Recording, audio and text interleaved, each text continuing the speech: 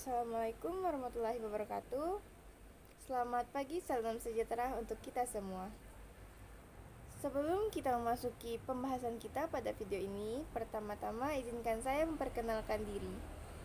Perkenalkan, nama saya Putri Roita Nurjayadi. Saya berasal dari Kota Pontianak. Saya kuliah di IKIP PGRI Pontianak. Di sini saya akan membahas tentang sistem komputer. Pertama, yaitu tentang pengertian komputer. Pengertian komputer. Komputer berasal dari bahasa Latin yaitu computer dan bahasa Inggris compute yang berarti menghitung. Kata komputer semula dipergunakan untuk menggambarkan orang yang pekerjaannya melakukan perhitungan aritmetika dengan atau tanpa alat bantu. Tetapi kemudian alat bantu itu dipindahkan kepada mesin. Komputer dapat didefinisikan sebagai alat bantu untuk menghitung. Baik guys, berikut adalah beberapa kesimpulan dari pengertian komputer. Pertama, yaitu komputer sebagai alat elektronik. Kedua, komputer dapat menerima input data, mengelola data, dan memberikan informasi.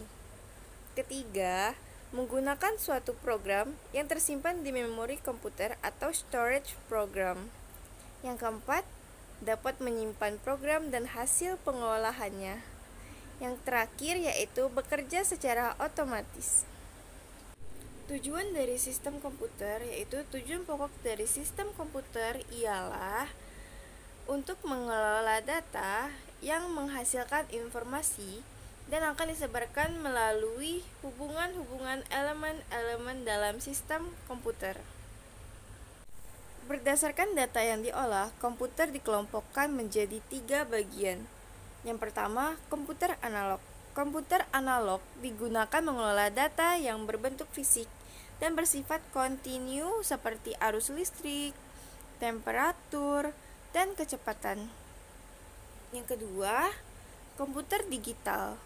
Komputer digital adalah komputer yang berupa angka-angka atau huruf-huruf yang merupakan bahasa mesin. Yang ketiga, yaitu komputer hybrid. Komputer hybrid banyak digunakan untuk melakukan penelitian.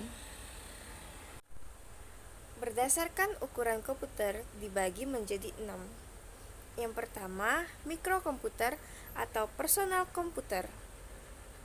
Komputer ini memiliki main memori 16 MB sampai 128 MB dengan kecepatan akses 200 sampai 500 MHz. Pada umumnya, komputer mikro berupa single user. Yang kedua, mini komputer. Mini komputer mempunyai sifat multi-user. Komputer ini memiliki ciri terminal yang dapat digunakan bersama-sama oleh banyak pemakai. Kontihnya IMBAS sampai dengan 400. Yang ketiga, small computer. Small scale mainframe computer. Komputer ini menggunakan sistem multi-programming, multi-processing, dan VIR. Yang keempat, yaitu medium komputer atau medium scale mainframe komputer. Komputer ini memiliki banyak sekali perangkat input atau output.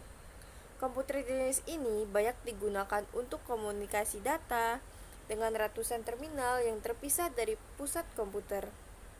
Yang kelima, yaitu large computer atau mainframe komputer. Bentuk komputer ini sangat besar, hampir menyerupai lemari. Komputer ini bisa digunakan pada perusahaan-perusahaan penerbangan. Kecepatan akses komputer ini mencapai 400 Mbps. Dan yang terakhir, yang keenam, yaitu superkomputer. Superkomputer mempunyai banyak prosesor yang dipasang secara paralel. Superkomputer dihubungkan dengan ribuan terminal, sehingga dapat digunakan oleh ribuan pemakai secara bersama-sama. Komputer terdiri dari hardware dan software, yang mana hardware itu adalah perangkat keras, adalah rangkaian elektronik dari komputer, misalnya CPU, RAM, dan VGA, dan software atau disebut perangkat lunak adalah program-program penting dalam komputer, misalnya Microsoft Word, Excel, PowerPoint, dan lain sebagainya. Nanti kita bahas di akhir ya, apa aja yang termasuk di dalam software. Berikut ini merupakan macam-macam software komputer. Yang pertama yaitu Microsoft Excel. Microsoft Excel adalah aplikasi pengolah angka yang dikeluarkan oleh Microsoft, perusahaan perangkat lunak terbesar di dunia. Microsoft Excel hanya dapat dijalankan di sistem operasi Windows dan tidak pada sistem operasi lain. Excel dilengkapi dengan kemampuan dan fitur yang tidak dimiliki oleh aplikasi pengolahan angka lain. Yang kedua, Microsoft Word. Pada umumnya, Microsoft Word pada sistem Microsoft Excel, yang membedakan hanya Microsoft Word merupakan aplikasi pengolah data berbentuk kata atau huruf. Yang ketiga, Microsoft PowerPoint. Microsoft PowerPoint merupakan aplikasi komputer yang digunakan untuk membuat file presentasi. Microsoft ini memiliki kelengkapan fitur yang memudahkan pengguna dalam membuat presentasi. Karena hal inilah yang membuat PowerPoint menjadi paling populer digunakan oleh banyak user. PowerPoint sendiri dikembangkan oleh Microsoft. Sampai saat ini, PowerPoint sudah mencapai versi yang ke-2010. Yang terakhir, yang keempat, yaitu Microsoft Access. Microsoft Access adalah perangkat lunak yang diciptakan untuk mengolah data-data yang saling berhubungan yang dinamakan basis data atau database.